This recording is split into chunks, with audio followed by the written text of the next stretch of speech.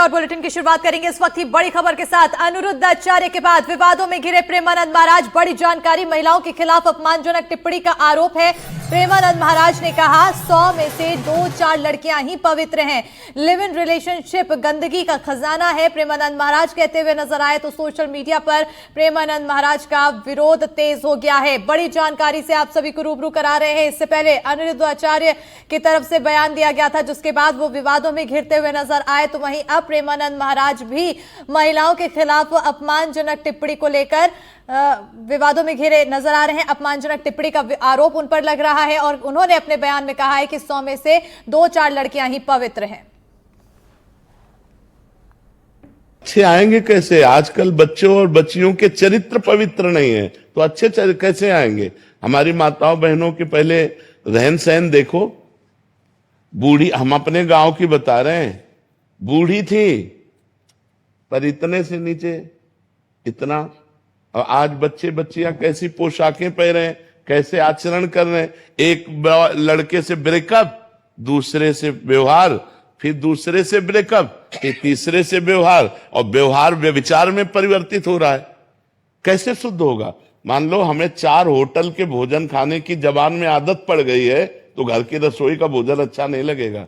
जब 4 पुरुष से मिलने की आदत पड़ गई है, तो एक पति को स्वीकार करने की हिम्मत उसमें नहीं रह जाएगी। ऐसे ही जब 4 लड़कियों से व्यभिचार करता है, तो वो अपनी पत्नी से संतुष्ट नहीं रहेगा, उसे 4 से व्यभिचार करना पड़ेगा, क्योंकि उसने आदत बना ली है। हमारी आदतें खराब हो रही, हमारे बच्चों की आदत। तो ये सब जो मोबाइल चल गया है, जो गंदी बातें चल गई हैं, अब आजकल बहू मिलना और या पति मिलना बड़ा मुश्किल है, बड़ा मुश्किल है। 100 में कोई 2-4 कन्याएं ऐसी होंगी जो अपना पवित्र जीवन रखकर किसी पुरुष को समर्पित होती होंगी। कैसे वो सच्ची बहू बनेगी? जो 4 लड़कों से मिल चुकी वो सच्ची बहू बनेगी?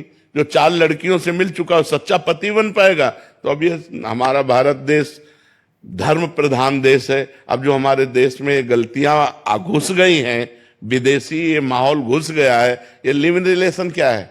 गंदगी का खजाना, गंदगी का खजाना। अरे हमारे यहां पवित्रता के लिए जान दे दी। जब मुगलों का आक्रमण हुआ तो पवित्रता के लिए जान दे दी, लेकिन छूने नहीं दिया शरीर को। और आज वही बच्चे, ये सब क्या है? अपने पति के लिए प्राण देने की भावना हमारे देश में रही है कि हमारी जान चाहे चली जाए, मेरे पति का बाल बांका न हो। और यहाँ पतियों के साथ ऐसा व्यवहार हो रहा है। अपनी पत्नी को प्राण माना गया है, अर्धांगिनी माना गया है। कहां हमारे देश की ये भाषाएं गई? ये इसीलिए हो रहा है क्योंकि पहले से व्यभिचार हो रहा है। नहीं, हमारे यहाँ बहुत पवित्र व्यवहार माना गया।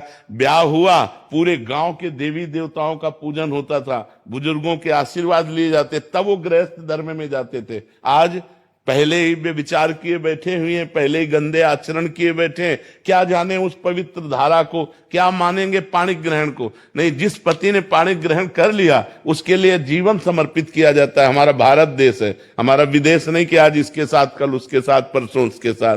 तो माता जी, अब सबसे बड़ी समस्या है कि बच्चे बच्चियां ही पवित्र नहीं हैं। और उधर प्रेमानंद महाराज के बयान पर यूपी के मंत्री ओपी राजभर का बयान सामने आया है। उन्होंने बोला है कि बड़े बड़े पदों पर महिलाएं बैठी हैं, महिलाओं के पास सारी शक्तियां। इस तरह का बयान बिल्कुल ठीक नहीं है, बयान में कहते हुए नजर आए। उनकी बात से सहमत नहीं है, पहली बात। अब आधी आबादी महिलाओं की है, आधी आबादी से ही अब देखिए देश की सर्वोच्च कुर्सी पर राष्ट्रपति महामहिम द्रौपदी मुर्मू जी बैठी।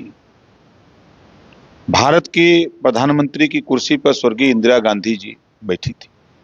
प्रदेश की कुर्सी पर मायावती जी बैठी थी। तो इन्हीं के पास सरस्वती कहाँ है? महिला। लक्ष्मी कहाँ है? महिला। नाम क्या है? महिला। दुर्गा का नाम है? महिला। तो सारी ताकत तो वहां है और आप उस पे उंगली उठा रहे हैं। भाई, हम आपकी बात से सहमत नहीं। तो प्रेमानंद महाराज के बयान पर यूपी महिला आयोग के अध्यक्ष बबीता चौहान ने कहा है कि ऐसे बयान से क्या संदेश जाता होगा। बाबा को समाज को अच्छी बातें बतानी चाहिए। हाँ, बैठ के अगर ये बात होंगी कि लड़की ऐसी है और 4 पवित्र हैं, और जिसमें कहना चाहिए बाकी सब 94 की 94 सब ऐसी हैं, तो ये सोचो जरा, घर में जो बेटियां बैठी हुई हैं या घर में जो किसी की पत्नी और पति पत्नी आपस में बैठे हैं, तो उन सबको आपस में कैसा लगेगा, कि चाहे वो लड़के हों या लड़की हों। मैं कहती हूँ कि थोड़ा सा दिशा युवा हमारा भ्रमित हो रहा है, पर इतना भ्रमित नहीं हो रहा कि जिसको इस तरह से सरेआम उछाला जाए। अगर आप ये पता है कि आपकी बातों का अगर इतना असर समाज पर पड़ता है, तो इस समाज को कुछ अच्छी बातें बताने का काम करें। और इससे पहले कथावाचक अनिरुद्ध आचार्य ने भी ऐसे बयानों के बाद विवादों में आए थे और महिलाओं को लेकर उन्होंने क्या कहा था, ये भी सुनाते हैं। अब लड़कियां लाते हैं 25 साल की, अब 25 साल की लड़की 4 जगह वो मुंह मार चुकी होती है, सब नहीं पर बहुत। और वो 25 साल की जब तक आती है तो पूरी जवान होके आती है। जब जवान होके आएगी तो स्वाभाविक है कि वो अपनी जवानी कहीं ना कहीं तो वो उसकी जवानी फिसल जाएगी या जाएगी। जैसे कि अभी एक लड़के के संग हनीमून मनाने गई, परंतु वो किसी और के साथ वो रह चुकी थी, उसके साथ चक्कर था। वो ड्रमवाला केस अभी पुराना हुआ नहीं जाता।